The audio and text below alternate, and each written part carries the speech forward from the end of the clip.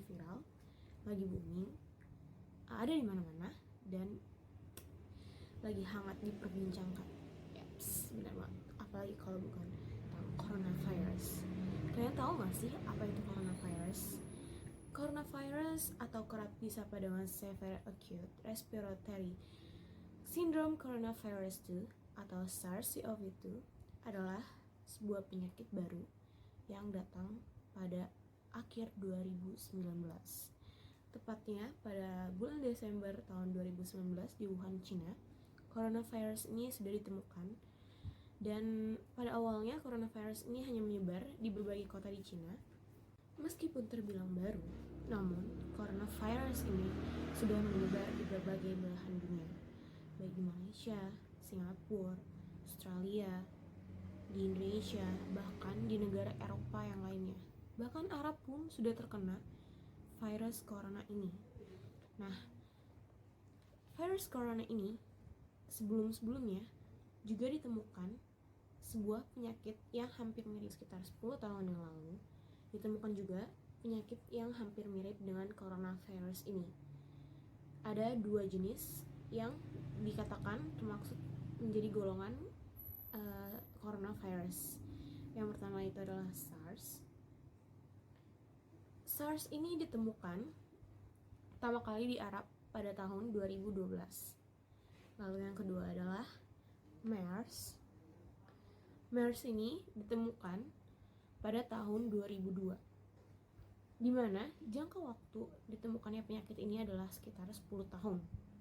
Walaupun SARS, MERS, dan coronavirus ini termasuk satu golongan atau satu kubu, tetapi setiap penyakit ini memiliki penyebaran yang berbeda, gejala yang berbeda-beda. Menurut data yang dilansir oleh kompas.com, ada penambahan kasus positif corona sampai 686, sehingga jika ditotalkan, bisa dilihat sini, itu mencapai 23.851 pada tanggal 27 Mei 2020.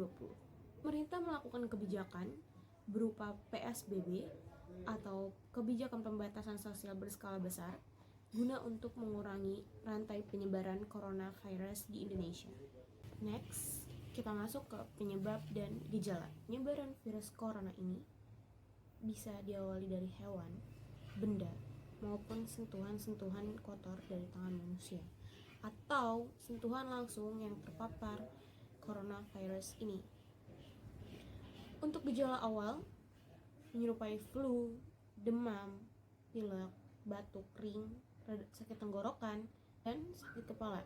Jika penderita memiliki gejala yang berat, maka dia akan menimbulkan gejala batuk berdahak, bahkan berdarah, lalu mengalami demam tinggi, sesak nafas, dan nyeri pada dada. Gejala COVID-19 ini umumnya muncul dalam waktu 2 hari sampai 2 minggu setelah penderita terpapar corona. Jadi saat individu tersebut terpapar corona, maka dia tidak akan langsung menimbulkan gejala-gejala seperti yang aku sebutkan tadi. Tetapi setelah 2 hari sampai 2 minggu, dia sewaktu-waktu atau secara bertahap akan mengalami gejala tersebut.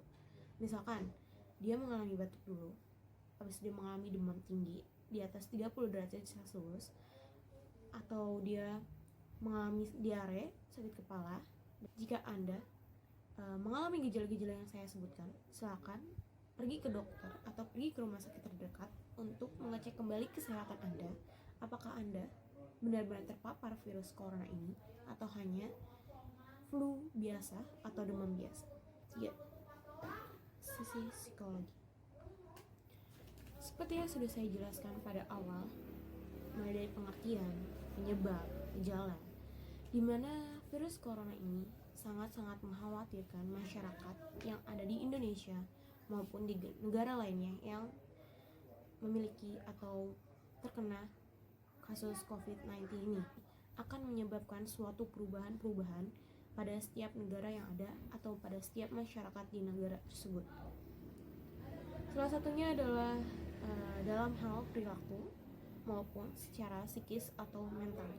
Dari aspek perilaku, kira-kira apa aja sih yang ditimbulkan atau perilaku yang ditimbulkan oleh masyarakat tentang adanya coronavirus ini. Pertama, takut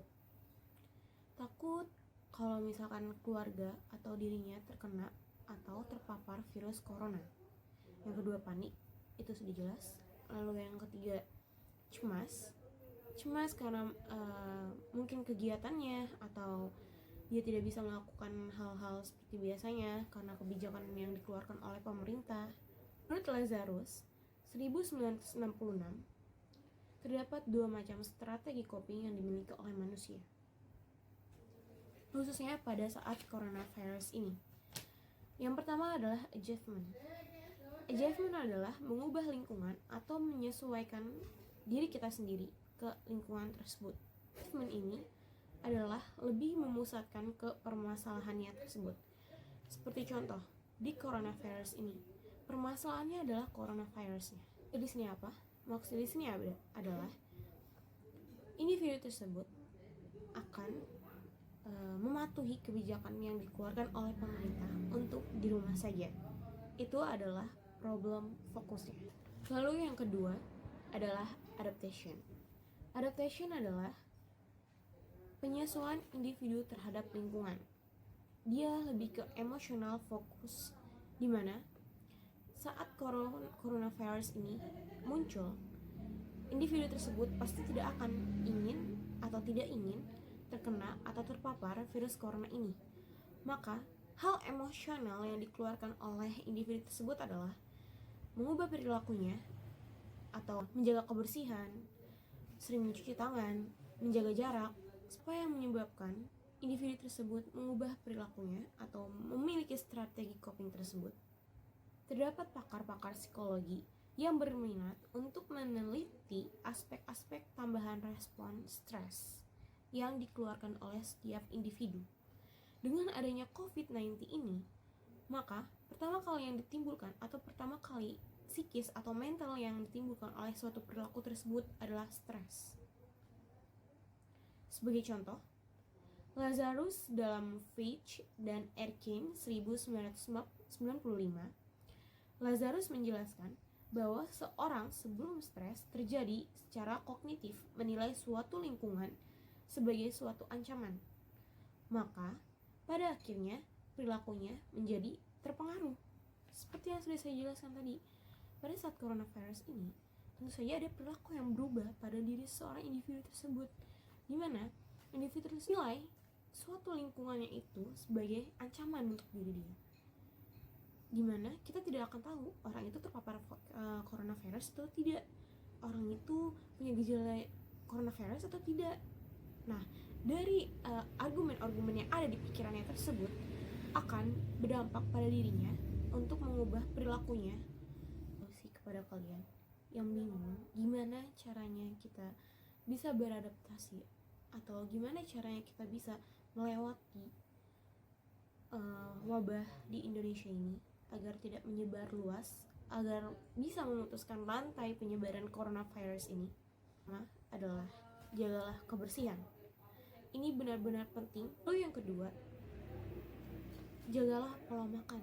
Jagalah pola makan seperti makan makanan yang bergizi, buah, sayur.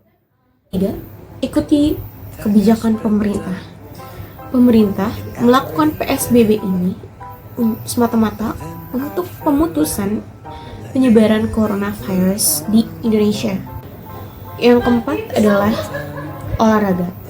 Olahraga juga tidak kalah pentingnya dari ketiga hal yang sudah saya jelaskan tadi.